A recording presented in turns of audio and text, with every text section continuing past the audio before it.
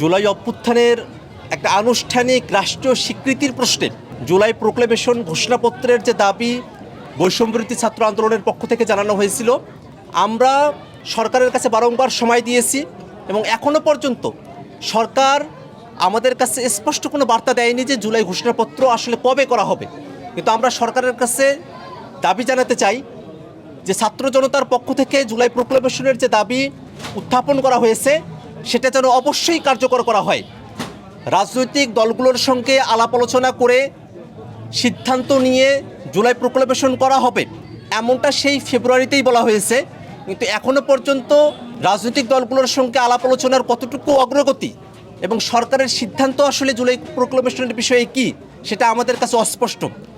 আমরা সরকারের কাছে তখন যারা দাবি জানিয়েছিলাম, তারা এখন যারা নাগরিক পার্টিতে আছি তারা এখনও দাবি জানাই যে সরকার যেন জুলাই ঘোষণাপত্র জারির একটা দিনক্ষণ ঠিক করে এবং জাতির কাছে জুলাই অভ্যুত্থানের একটা আনুষ্ঠানিক রাষ্ট্রীয় স্বীকৃতি স্বরূপ জুলাই অভ্যুত্থানের ঘোষণাপত্র জারি করে। জুলাই চার্টারের কথা এখন সরকারের তরফ থেকে বলা হচ্ছে। রাজনৈতিক দলগুলো কোন কোন বিষয়গুলোতে একমত হচ্ছে, সে একমতের বিষয়গুলোকে প্রাধান্য দিয়ে সেটা একটা শপথের মতো বিষয়কে মাথায় রেখে জুলাই সনদ করার কথা বলা হচ্ছে। সেই যে জুলাই সনদ হবে, সেই জায়গায় রাজনৈতিক দলগুলোর মধ্যে যে ঐক্যমত্যের জায়গাটা তৈরি হবে, সেখানে যেন আওয়ামী লীগ প্রশ্নের একটা মীমাংসা থাকে, আওয়ামী লীগকে নিষিদ্ধের কথাটা স্পষ্টভাবে উল্লেখ থাকে। সে দাবিটা আমরা যেমন সরকারের কাছে জানিয়েছি, একই সাথে বাংলাদেশের যতগুলো ফ্যাসিবাদ বিরোধী রাজনৈতিক দল আছে সকলের কাছে আমরা এই দাবি জানিয়েছি। আমরা বিএনপি, জামাত বা অন্যান্য যে রাজনৈতিক দলগুলো আছে তাদের কাছে আহ্বান রাখব যে আওয়ামী লীগ প্রশ্নকে মীমাংসা করতে হলে বাংলাদেশে যে রাজনৈতিক ঐক্যমত্য দরকার, জুলাইতে যে ঐক্যমত্যের মধ্য দিয়ে আমরা আন্দোলন পরিচালনা করেছি, সেই ঐক্যমত্যকে একটা স্বীকৃতি দিতে হলে জুলাই চার্টারে রাজনৈতিক ঐক্যমত্যের মধ্য দিয়ে আওয়ামী লীগ নিষিদ্ধের কথা উল্লেখ থাকতে হবে। জুলাই ঘোষণাপত্রের বিষয়ে আমরা সরকারের কাছে সময় দিয়েছিলাম, সরকার আমাদের থেকে বাড়তি সময় চেয়েছিল। কিন্তু দুর্ভাগ্যের বিষয় এখনও পর্যন্ত সে বাড়তি সময়ের সময়সীমা শেষ হয়ে আসেনি সরকারের তরফ থেকে। আমরা সরকারের কাছে স্পষ্ট করে জানতে চাই যে জুলাই সনদ কবে নাগাদ এটা করা হবে, জুলাই ঘোষণাপত্রের বিষয়ে সরকারের অবস্থান কি সেটা সরকারের তরফ থেকে পরিষ্কার করা হোক। একই সাথে যে জুলাই সনদের কথা বলা হচ্ছে সেটা রাজনৈতিক ঐক্যমত্যের ভিত্তিতে যখন করা হবে, সেখানে যেন বাংলাদেশের মৌলিক সংস্কারের যে বিষয়গুলো আছে তার যেমন উল্লেখ থাকবে, একই সাথে আওয়ামী লীগের নিষিদ্ধের বিষয়টি রাজনৈতিক ঐক্যমত্যের ভিত্তিতে উল্লেখ থাকবে। এটা আমরা দাবি আকারে সরকারের কাছে যেমন রাখতে চাই, রাজনৈতিক দলগুলোর কাছেও রাখতে চাই। আওয়ামী লীগের বিষয়ে সিদ্ধান্ত নেবার ক্ষেত্রে বাংলাদেশের জনগণ 5ই আগস্টে সে সিদ্ধান্ত নিয়েছে। সেই সিদ্ধান্ত থেকে পিছুপা হওয়ার, সেই সিদ্ধান্তকে রিভার্স করার কোনো সুযোগ নেই। রাজনৈতিক দলগুলো যারা 24-এর আন্দোলনে শরিক হয়েছিল, প্রত্যেকটা রাজনৈতিক দলেরই দায় রয়েছে আনুষ্ঠানিকভাবে আওয়ামী লীগের রাজনীতির বিষয়ে সিদ্ধান্তে আসার। সেক্ষেত্রে জাতীয় নাগরিক পার্টি তাদের অবস্থান ব্যক্ত করেছে।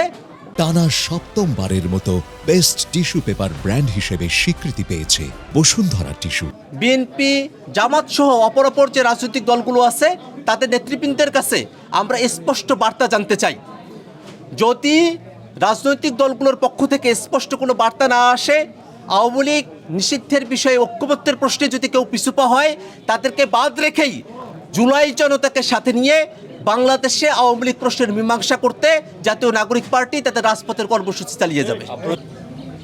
বাংলাদেশ দীর্ঘদিন পরে হাজারো শহীদের রক্তের মধ্য দিয়ে, জীবনের মধ্য দিয়ে নতুন করে নিজেদেরকে গঠনের একটা সুযোগ পেয়েছে।